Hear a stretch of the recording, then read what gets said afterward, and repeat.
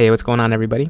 I hope you're having a good start to the month so far. So today I'm going to be talking about The Bunker. The Bunker is an FMV game from Splendid Games and Wales Interactive that was released in 2016 and is something of a horror thriller story all taking place inside of a bunker. You follow this man named John, who you quickly find out is now the last remaining survivor inside of this bunker that initially had around 60 people. It's unclear what happened and why he's the last one alive, and that's where the story really begins as John tries to go about his usual daily routine despite now being all by himself. Right away, I thought John had something of like a Norman Bates quality to him. More so in the way that he looks, rather than any kind of particular qualities, but there's definitely something, that felt like there was some strange layers to him as a person, and without going into any real specifics about him or about this game and this story, I do wish that they had explored him as a character just a little bit more. But at the same time, I really did enjoy the pace of this, so that might have actually taken away some of the suspense. There's quite a few flashbacks in this as well that show us some of John's childhood and his perspective of growing up in the bunker and some of the things that he stumbled upon, like hearing important information from higher ups and the problems that were going on in the bunker even way back then that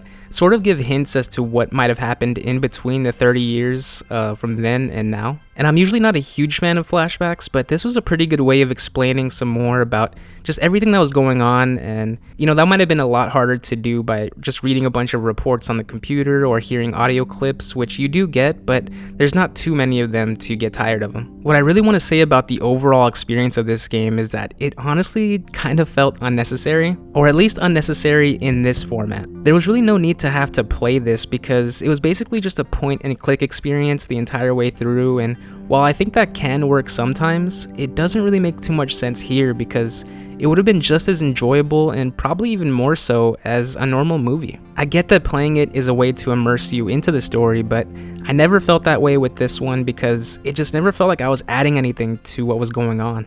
In other FMVs that do center much more on that interactive style, there's usually key points of dialogue that you can choose to navigate the story in the way that you want it to go, and the story will kind of branch out depending on those choices, which is always a lot of fun. But this one was very straightforward. It kind of felt like they were just starting to explore this world of interactive movies or games and seeing how it all worked and what the limits of it were, and if that's the case, then I totally get why they did it this way, and that makes sense, but I do think the overall enjoyment of it faltered a little bit because of that. I do love the premise of this a lot though. One person left alive in a bunker and things kind of start to go awry. That's super interesting. And that was the best thing about this, because I did feel on edge at times, and when the music would creep up or down, I would get ready for something big to happen, and I was really engrossed in finding out what was going on here and what happened to everyone else in the bunker, and that was all just really cool. But I do feel like, again, it would have been better if I just wasn't having to press all these buttons and trying to execute these quick time reaction moments that ultimately didn't feel like they added much to the experience of it as a game. But I did really enjoy it though. Yeah, there's other FMVs that are definitely more interactive, but sometimes the story can be the thing that holds them back. And in this one, that's definitely the opposite. So I think that will determine how much you enjoy this or not. It's not the most exciting story ever, but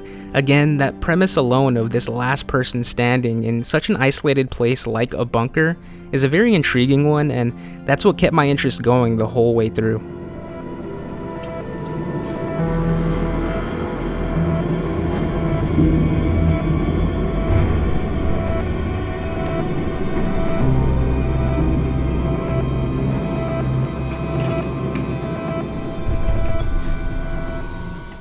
It is a short game as well though, so maybe just around 2 hours, and I think when I checked the store last, this was going for $20. So that might be a bit much for this, but I've definitely played worse. And there were some creative choices and directions that it took towards the end that I really enjoyed, and I felt satisfied as the game ended. And especially now playing this in October, I will say that this is much more of a thriller than a horror, but it's still a pretty good appetizer for the whole Halloween season. So that's really all I got for this one, but before closing this out, I do want to give a quick shout out to someone who recommended this game to me way back in I think November of last year, and I've been waiting for 11 months now to finally play it because I did want to save it for October, and it kind of felt like it was that horror vibe, or I wasn't sure what to expect from this, and I did want to wait for it because it did seem like something that could be for the season, and I never forgot about that comment, and I just wanted to mention that very quickly because, just thank you for that recommendation. I look at all the comments, and Any recommendation that I've been given, if I haven't done them yet, I'm still thinking about them, and I'm sure I'll do it one day. So thank you all so much for watching this. I hope you enjoyed it. Look out for some more horror game reviews coming this month, and hopefully also Star Wars Squadrons, which I do want to get out next, but no promises. I hope you're all doing well, and I hope to see you in the next one. Take care, everybody.